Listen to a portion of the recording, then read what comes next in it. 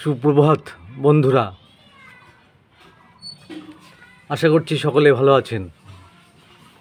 আজকে একটি গাছ দেখাবো, অল্প পরিচিত গাছ। অনেকের বাড়িতেই আছে, আবার অনেকেই এই গাছটি সম্পর্কে জানেন না। তাদের আজকে দেখাবো আমার একটি নতুন গাছ টবে লাগিয়েছি। সেটি হলো জাবাটিকোবা গাছ। এটি একটি ক্রান্তীয় জলবায়ু অঞ্চলের অন্তর্গত চিরহরিৎ বৃক্ষ জাতীয় গাছ, এবং গাছটি ঝোপালো হয়, ঝোপালো সুন্দর হয়। এর বিভিন্ন প্রজাতি রয়েছে। জাবাটিকোবা এই যে গাছ, এই গাছটি হলো আমার স্কারলেট প্রজাতির। আরও অনেক প্রজাতি রয়েছে। আমার এই প্রজাতিটি নার্সারি বলে দিয়েছে স্কারলেট প্রজাতির গাছ। টবে লাগিয়েছি। একটি গাছ ছিল, কিন্তু দুটো ডাল ছিল, মনে হচ্ছিল দুটো ডাল, কিন্তু আমি যখন টবে লাগাবার সময় দেখি দুটো গাছ, দুটো টবে দিয়েছি। বন্ধুরা, গাছটির দাম আমাদের এখানে নার্সারিতে কম বেশি 300 থেকে 350 টাকা করে নেয়। এই গাছে প্রচুর ফল হয়, এবং গাছের বয়স সাধারণত 2 থেকে 3 বছর হলেই গাছে ফুল ফল আসতে শুরু করে। এই গাছ সাধারণত ব্রাজিল, আর্জেন্টিনা, প্যারাগুয়ে, কলম্বিয়া এই সমস্ত দেশগুলিতে প্রচুর পরিমাণে পাওয়া যায়। অত্যন্ত সুস্বাদু ফল জাবাটিকোবা। আমাদের দেশেও এই ফল গাছ হবে এবং হচ্ছেও। টবেও এই গাছ লাগালে ফল দেবে। আমি 10 ইঞ্চি টবে লাগিয়েছি দুটো গাছ। বন্ধুরা, এই গাছ লাগাবার জন্য তাপমাত্রা যেটা দরকার হয়, এর 15 থেকে 35 ডিগ্রি তাপমাত্রা পর্যন্ত সহ্য করতে পারে। বর্তমান সময়ে আমাদের দেশে তাপপ্রবাহ চলছে এবং 42-43 ডিগ্রি তাপমাত্রা চলছে। এই সময় এই গাছগুলি একটু শেডের নিচে রাখতে হবে, ছায়াযুক্ত স্থানে রাখবেন। প্রখর রৌদ্রযুক্ত স্থানে রাখবেন না।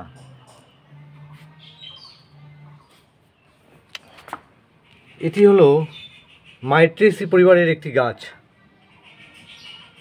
এর ফলগুলি এই কাণ্ডর এই সমস্ত গা থেকে ফলগুলি হবে। সুন্দর দেখতে, কালো বা ধূসর সাদা এরকম হয় ফলগুলি। ফলের মতো বীজ থাকে, 4 থেকে 5টি করে বীজ থাকে।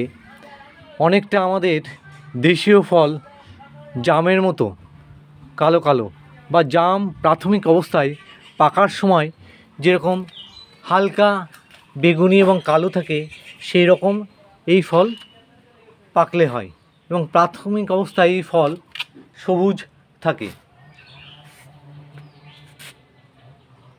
কাঁচা খাওয়ার সঙ্গে সঙ্গেই এই ফল থেকে প্রচুর জ্যাম জেলি তৈরি হয়। এবং যে কথাটা বলছিলাম, পাকা ফল জামের মতো, আমাদের দেশীয় জামের মতো দেখতে, আবার কালো যে আঙুর রয়েছে ছোট, সেই আঙুরের মতো দেখতে হয়। ফলটা 3 থেকে 4 সেমি ব্যাসের হয় এবং হালকা পাতলা আস্তরণ রয়েছে উপরে খোসাটা, এবং সুস্বাদু রসালো, খুবই সুস্বাদু ফল। যারা লাগিয়েছেন টবে বা লাগাননি, তাদের বলবো এই গাছে কিন্তু ফল দেবেই। সেই জন্য বাড়িতে ছাদ বাগানে টবে এই গাছ একটি রাখতে পারেন। আমার এই দুটি বীজের গাছ, আমি গ্রাফটিং বা জোড় কলমের গাছ পাইনি, সেই জন্য বীজের গাছ নিয়ে এসেছি। বলেছে 2 থেকে 3 বছরের মধ্যে ফল হবে। সেই জন্য বন্ধুদের বলবো, যারা গাছ প্রেমী, তাদের একটি গাছ সংগ্রহ করে টবে লাগাতে পারেন। তো এই বিশ্বস্ত নার্সারি থেকে নিতে হবে, ভালো নার্সারি থেকে না নিলে ঠকতে হয়। আমি অনেক ঠকেছি।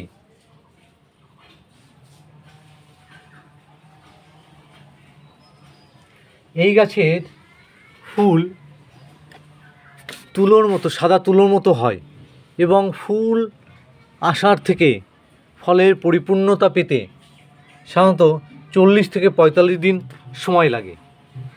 এই গাছে কুড়ি বা ফুল আসতে শুরু করে মার্চ মাসের শেষ সপ্তাহ থেকে এপ্রিল মাস পর্যন্ত। এই গাছের ফুলের কুড়ি আসে এবং ফল ধরে এবং মে মাসের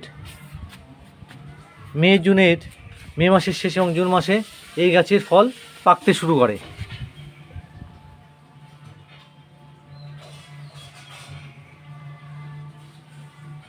এবার বন্ধুরা আমি দেখাবো যে এই গাছের পরিচর্যা কিভাবে করব। তার আগে একটি কথা বলবো, যারা আমার চ্যানেলটি সাবস্ক্রাইব করেছেন তাদের সকলকে অসংখ্য ধন্যবাদ জ্ঞাপন করছি। সেই সঙ্গে সঙ্গে আমার ভিডিওটি যারা দেখবেন তাদের বলবো আমার চ্যানেলটি সাবস্ক্রাইব করার জন্য অনুরোধ করব। সেই সঙ্গে সঙ্গে ভিডিওটি ভালো লাগলে লাইক এবং কমেন্টস করবার জন্য অনুরোধ রইল। আসুন দেখা যাক কীভাবে পরিচর্যা করব। এই গাছে খুব বেশি খাবারের প্রয়োজন হয় না, কিন্তু যেটুকু আমরা টবে লাগিয়েছি সেই জন্য মিনিমাম খাবার একে দিতে হবে। সেই মিনিমাম খাবার কী কী দেব সেটাই বলবো। প্রথমেই গাছের গোড়ায়, যেহেতু ঝোপালো গাছ হয় সেই জন্য এই যে পাতা পড়েছে, পাকা পাতা শুকিয়ে গেছে, এই পাতাগুলি পরিষ্কার করে নিতে হবে। আরেকটি কথা বলি, এই গাছে সাধারণত পোকামাকড় উপদ্রব কম হয় এবং মাঝে মাঝে ছত্রাকের আক্রমণ ঘটে। সেই জন্য ছত্রাক বিনাশ করবার জন্য আমরা মাসে একবার, যদি ছত্রাক না আসে, ফাঙ্গিসাইড স্প্রে করব। বাজারে বিভিন্ন কোম্পানির ফাঙ্গিসাইড রয়েছে, আপনার পছন্দ মতো যে কোনোটা নিয়ে আপনি ব্যবহার করতে পারেন। তবে এই ফাঙ্গিসাইড আমি যেটা ব্যবহার করি, আমাদের বহুল প্রচলিত সাপ ফাঙ্গিসাইড, ছত্রাকনাশক। এই ছত্রাকনাশক 1 লিটার জলে 2 গ্রাম হিসাবে নিয়ে স্প্রে করবেন। 20 দিনে একবার বা মাসে একবার, প্রয়োজন অনুযায়ী দেখবেন গাছের প্রয়োজন অনুযায়ী ছত্রাকে আক্রমণ হয়েছে কিনা। আর পোকামাকড়ের উপদ্রব বেশি হয় না, সেই জন্য বলবো যদি পোকার আক্রমণ হয়, যেহেতু ফল গাছ, সেই জন্য নিম গোল্ড 400 এই তেল, অন্য তেল ব্যবহার করতে বারণ করব, যেহেতু আমাদের ফলের গাছ, আমরা ফলটা খাবো। নিম গোল্ড 1 লিটার জলে 2 থেকে 2.5 ml নিয়ে এই নিম গোল্ড 400 স্প্রে করব প্রয়োজন অনুযায়ী। দেখে নেব, দেখুন আমার গাছগুলি কত সতেজ এবং সুন্দর, কোনো পোকামাকড়ের উপদ্রব নেই। আমি মাঝে মাঝে ছত্রাকনাশক এবং কীটনাশক হালকা করে স্প্রে করে দিই। এটা স্প্রে করবেন। আমি টবের মাটিটা খুব সুন্দর করে খুঁড়ে নিয়েছি। খুঁড়ে নিয়ে একে বিভিন্ন খাবার আমি এবার দেব। প্রথমেই যেটা দেব সেটি হলো 10 গ্রাম মতো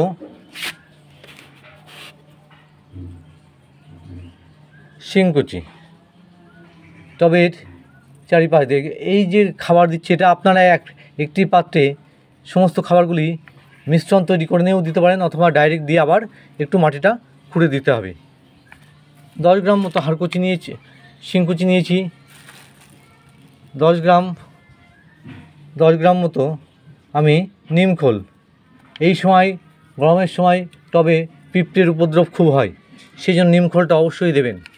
পিঁপড়ে এবং পোকামাকড়ের উপদ্রব ঠেকাবার জন্য আমরা নিমখোলটা ব্যবহার করি। পরবর্তীতে এটা সার হিসেবে গাছের কাজ করে।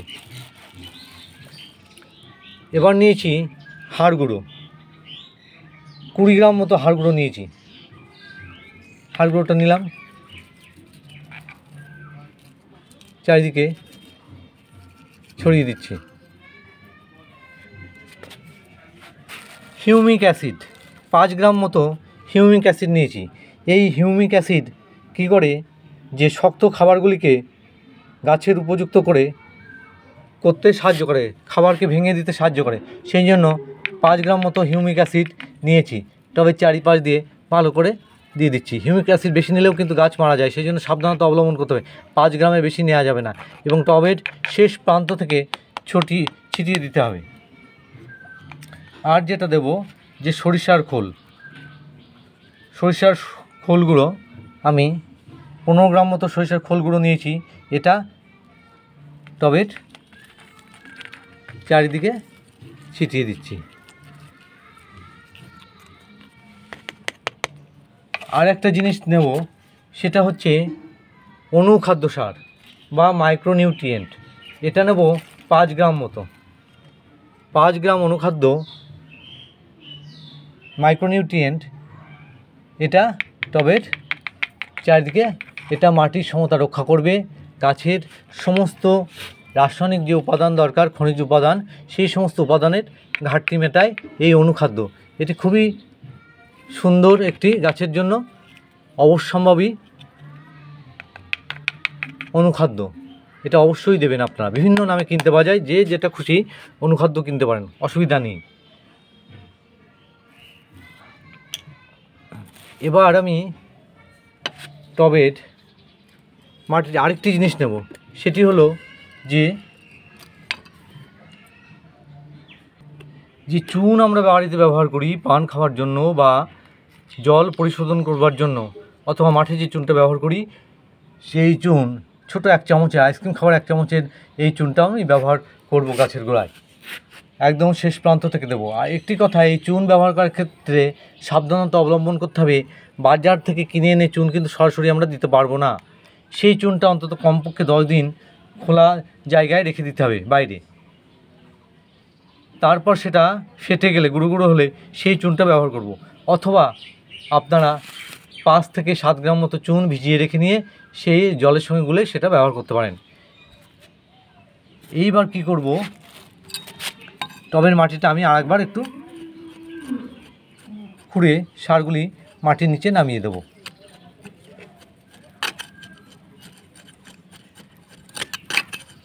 সুন্দর করে খুঁড়ে দেবো। ঝোপালো গাছ হয়েছে, সুন্দর করে ভালো করে মিশিয়ে দেব।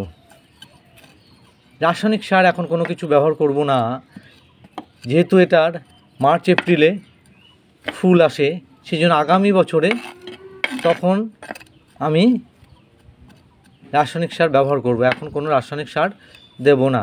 গাছের চেহারা ভালো, সব কিছু ভালো, সমস্ত সারগুলি মিশিয়ে দিলাম। সেই জন্য যে এবার কি করব, জল দিয়ে দেবো। জল দিয়ে দিতে হবে। জল, এই যে ভারী খাবার দিলাম, আবার 1.5 মাস বাদে একে ভারী খাবার দেব। জল দিয়ে দিলাম, 1.5 মাস বাদে ভারী খাবার দেবো। এবার আমি একে নিয়মিত পরিমাণ মতো জল দেবো শুধু, এবং 15 দিন বাদ থেকে সপ্তাহে 1 দিন খোল ভেজানো জল অল্প অল্প এর গোড়ায় দেবো। আর প্রয়োজন হলে কীটনাশক এবং ছত্রাকনাশক স্প্রে করব। তো বন্ধুরা, এই ছিল আজকে সামগ্রিকভাবে জাবাটিকা গাছের পরিচর্যা। যাদের আছে তারাও ঠিক একই রকমভাবে পরিচর্যা করবেন, বা যারা ভাবছেন কিনবেন, ভালো নার্সারি থেকে কিনবেন, বিশ্বস্ত নার্সারি থেকে। তা নাহলে কিন্তু ভুলভাল গাছ দেবে, ফল আসবে না। সকলে ভালো থাকবেন, সুস্থ থাকবেন। এই তীব্র দাবদাহে প্রয়োজনহীনভাবে কেউ বাইরে ঘোরাঘুরি করবেন না, বা বাইরে যাবেন না। এই বলে সকলকে ধন্যবাদ জানিয়ে আজকের ভিডিও শেষ করলাম। সকলে ভালো থাকবেন, সুস্থ থাকবেন।